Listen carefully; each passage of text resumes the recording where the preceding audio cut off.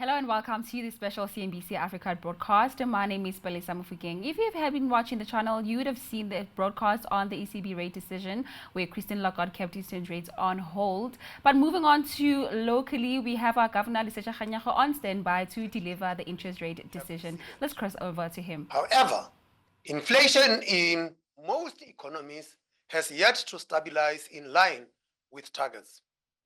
For example, in June, consumer price inflation was 3% in the United States and 2.5% in the euro area, still above the 2% targets of those economies. Services and wage price inflation has proven stubborn, underpinned by resilient economic activity and low unemployment rates across major economies.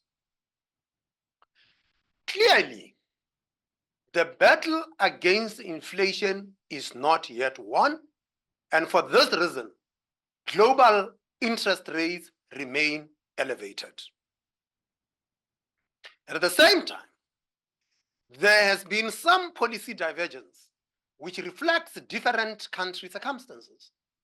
Since our last meeting, policy rates were lowered in Canada, Switzerland, and the euro area, but were kept unchanged in the United States, the United Kingdom, and Japan. Among emerging markets, countries that have lowered inflation more, especially in Latin America, have been able to cut policy rates more. A concern for central banks, however, is that lower inflation outcomes have not always been sustained. Turning to South Africa, economic performance in the first half of the year was disappointing. The economy contracted by 0.1% in the first quarter, and recent data, including last week's mining and manufacturing numbers, have caused us to trim our second quarter growth estimate modestly to 0.6%. Over the medium term, we expect somewhat faster growth supported by more reliable electricity supply and improving logistics, among other factors. Our revised growth projections, nonetheless, remain below longer-run historical averages of about 2%. The risks to this forecast are assessed as broadly balanced, with ample scope for structural reforms to lift growth further over the medium term. On the inflation front, the most recent headline print for May was 5.2%. This is unchanged from April and is still in the top half of our target range. The outlook, however, has improved somewhat. Headline consumer price inflation for this year is now projected at 4.9% compared to 5.1% at the previous meeting. Over the next few quarters, headline inflation is expected to dip below the 4.5% midpoint, mainly because of fuel and food prices. The outlook is supported by the stronger rand exchange rate. The implied starting point for our forecast is now at 18 rands 35 cents to the US dollar. Over the medium term, we continue to see inflation stabilizing at 4.5%, with core inflation remaining close to this midpoint objective throughout. For inflation expectations, the latest survey results show average expectations at 5% next year and 4.9% 2 years ahead. This is still uncomfortably above the SARB's 4.5% objective and above our own inflation forecasts. However, all categories of respondents lowered their inflation expectations from the previous survey. We anticipate further progress as inflation slows, helping to re-anchor expectations firmly at 4.5%. While the forecast has improved, the balance of risks is assessed to the upside. Against this backdrop, the Monetary Policy Committee decided to keep the repo rate unchanged at 8.25%. 4 members preferred an unchanged stance, and 2 preferred a reduction of 25 basis points.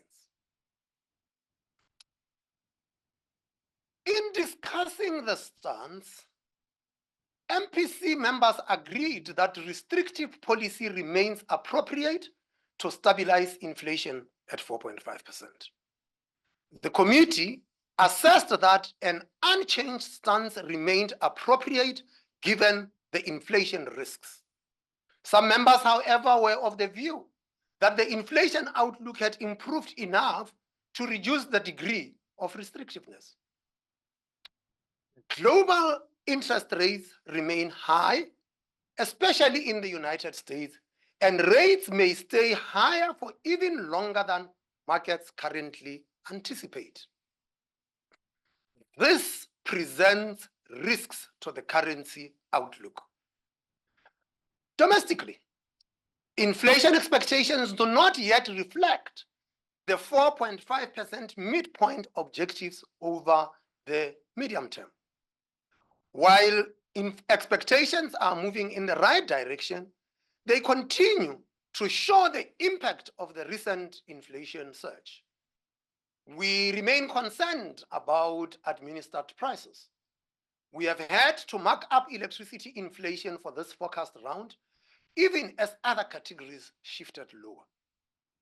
Services price inflation also remains uncomfortably above the midpoint. The forecast continues to see rates easing into more neutral territory by next year. As before, the rate path from the quarterly projection model remains a broad policy guide, changing from meeting to meeting.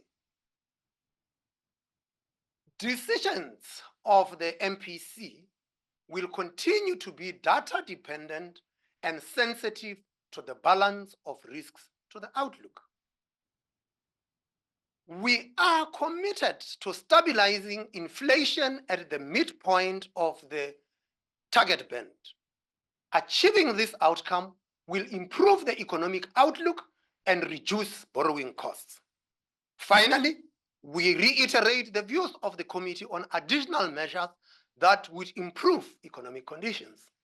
This includes reaching a prudent public debt level, improving the functioning of network industries, lowering administered price inflation, and keeping real wage growth in line with productivity gains.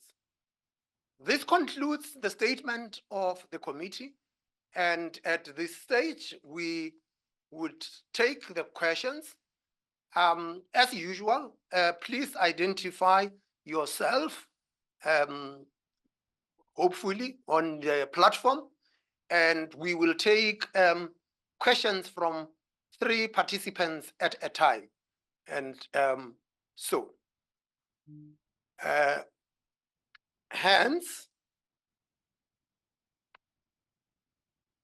Okay, there is a question in the chat from Alistair Bull, with asking, with the current policy setting, how restrictive do you assess SARB rates to be? And there's a question about retail sales that fell compared with the month before, whether this suggests a weakness. Let's start with the last one because it's the most straightforward one. Alistair, 1 month is not particularly helpful. The same figures show that if you look on a 3 months to 3 months basis, that actually that retail sales are seen to be up. It still reflects an economy that is weak, where disposable incomes of people had been eroded by inflation that began to rise in 2021 and is still remaining elevated. And that necessitated a response of monetary policy, and without a doubt, it would have an impact on demand. That might just be confirmation that the transmission mechanism is actually working. Restrictiveness, how restrictive are we? As I said, there are a number of things that you could consider here. One that is generally used by central banks is simply to look at what we call the neutral real interest rate, which is the rate at which monetary policy is neither stimulatory nor contractionary, and that we estimate to be roughly around 2.5%. And if you take the current policy rate, which is 8.25%, and you use the contemporaneous inflation figure, most recent reading being 5.2, you would say that the real policy rate at the moment is around 3%. And so with the real policy rate at around 3% and neutral real rate at 2.5, you do the arithmetic, you will say we are roughly half a percent restrictive. But that is yesterday's inflation. That doesn't tell us much. We need to look at inflation into the policy horizon. And if you look at inflation at the policy horizon, we are expecting that within the policy horizon, inflation will decline towards our midpoint objective.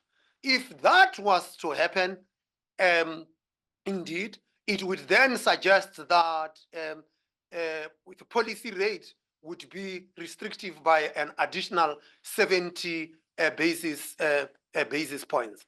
So that would be the arithmetic. However, bear in mind that the forecast that we had placed with respect to inflation has got attendant risks to it, which we have identified. Of course, we could use the expectations of inflation as surveyed, or we can use the surveys of market forecasters. So you can look at all of those. Lastly, you've got to look at South Africa relative to its peers. Our inflation outlook says that inflation will decline towards target. If you take the G20 countries at the moment, South Africa has the second highest inflation within the G20. So our policy stance still has some way to go in terms of reining in inflation, and that is why members of the committee felt that the current monetary stance is appropriate to deal with the inflation as forecast, as well as dealing with the attendant risks that we had assessed to be on the upside in respect of inflation. There is a question from Atwell Dlamini, which, well, it's not a question. He says he has got a couple of questions. He says, the MPC says the inflation outlook is improving. How confident are you that South African headline inflation is cooling at the pace you are comfortable with? Well, if we were comfortable with the cooling pace, we would have taken a different stance in this meeting. We think that there are still risks, and based on those risks, we had decided to leave policy unchanged. The decision today was, please, does this signal the MPC prepared to reduce rates even before inflation reaches 4.5% mark?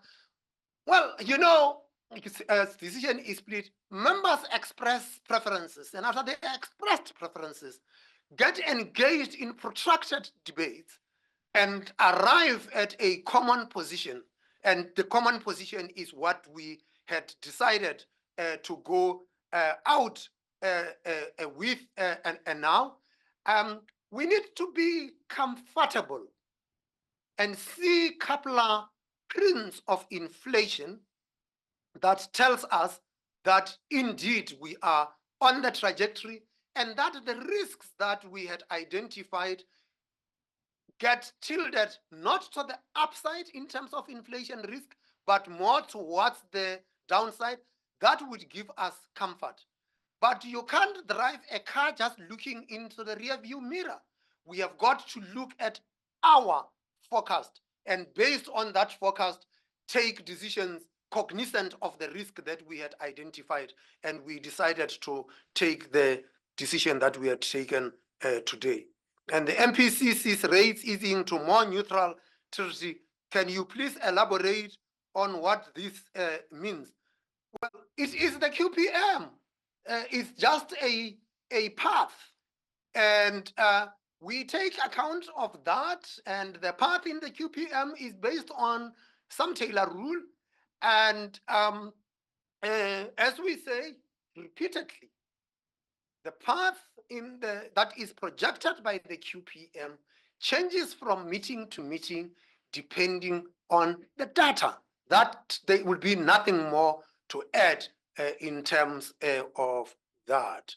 I don't see any other questions on the chat. I'm looking for hands. Oh, there is one question from Prinesha, which says the estimate for GDP impact of load shedding has improved to 0 percentage points in 26. Can we interpret this as the SARB seeing no load shedding in 2026? No, that is not what we what we are saying. All that we are saying is that the reduction in load shedding that we had seen is impact on GDP growth is reduced and had continued to reduce. We base what we have with what we focused with respect to load shedding on the pronouncement by Eskom, as well as what we see around the economy. We can't say to you that there would be no load shedding in 2026. If anything, I think that Eskom did warn that there might still be some form of load shedding. We are not saying that there will be no load shedding after that. Hillary, you say the last meeting we said that the risks to the inflation forecast were balanced. Now we believe they are to the upside. What has changed? Number of things. We will come to that just now. And Alistair says that Alistair's question has disappeared. So I will leave it at that. Hopefully he will come back. Alistair, Hillary, what we have actually seen is that we had long ago identified the fact that food prices would be a risk down the line. We have seen repeated food price disinflation. And in some instances, we had actually seen almost deflation in food prices. But it seems to be very much a rent story, because when you look at the dollar price of food in some categories like cereals and the lot, the dollar price of food in terms of the FAO index is up. And when you see the rent price of food, it has come down. It is actually showing a declining trend. It's very much a rent story. We had once again flagged that the tight global financial conditions and the higher for longer that we might see would result in a realignment of exchange rate, and the rand is no exception, and that there are risks to the exchange rate. If indeed they materialize and the dollar price of food continues to climb, it would then suggest that food prices could actually turn quicker than we had said. Secondly, global inflation is declining slower than the policy makers in the advanced economies had hoped for and are actually looking for. And so you have this situation where you could have global inflation remaining elevated at the time that you think there are risks in the exchange rate. The two could together play the role of actually raising the inflation risk profile. That issue has to do with global logistics constraints or rise in global shipping prices in the main. We have seen that surge, and it had come as a result of problems in the Suez Canal, but also problems in the Panama Canal where water levels were low. At the time of the previous meeting, shipping prices had not risen at the pace that we had seen. That had set in. And last but not least is that services inflation globally had proved to be sticky and more persistent than was actually expected. South Africa had experienced a situation where services inflation had been contained, but we are seeing signs that it is beginning to rise. We do not have the figure for June, and the figure for June in terms of rentals will include a survey by Statistics South Africa that would cover the month of June. We do not know what it looks like, but private sector-based indices from rental or tenant credit bureaus are showing that rentals are actually starting to pick up, and that we might just be starting to catch up with the rest of the world, because we had had this exceptionalism where our services inflation was low while services inflation around the world had remained elevated and had been very sticky, actually going down. Alisa, is the SARB moving closer to cutting rates, and could you have enough data in hand by your next meeting in September to act? Alisa, I'll give you exactly the same answer. We are not targeting rates. We are targeting inflation. So if you want to know what's going to happen to rates, look at what is happening to the inflation outlook. Of course, the most recent prints are in the past, but the nature of inflation expectations in South Africa is such that it is very much driven by what the most recent inflation reading is. And we need to have continuous reading of inflation that shows a downward trajectory, but more importantly, that the expectations of the price setters becomes aligned with the midpoint of the inflation target range and with the forecast that the SARB has, which shows that inflation will not just decline to the midpoint, but in some of the quarters that it would dip below the midpoint. Kopano, two members were in favor of a cut. Does that mean that the path to interest rate cuts is becoming clearer now, post domestic elections and considering other global dynamics? Elections, we are not political analysts. We do numbers, but in a way, I have dealt with your question. You will get the same answer that Alistair got.